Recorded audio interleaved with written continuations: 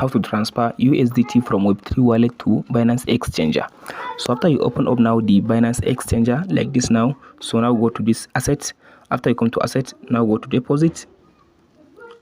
After you go to deposit, now go and choose USDT on the exchanger. So now select the network BSC. So now copy the address. After you copy the USDT address from the exchanger, now go back and tap on this back again. So now tap on this wallet section to switch to your wallet.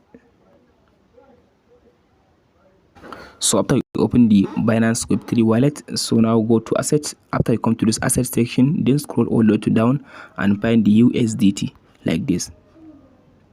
So after you find the USDT, now tap on this send button. So after you come to this option, now go and paste in the address that you copy in this option. So after you paste in the USDT address that you copy, so now all you have to do now, tap on this option now, continue button. So from this option now, go and specify the amount of the USDT you want to send to the exchanger. So I'll just go ahead and type in the USDT. Like after you type in the amount of the USDT you want to send, just tap on this continue button. From there, the USDT will be sent into your Binance exchanger. And that's it, guys.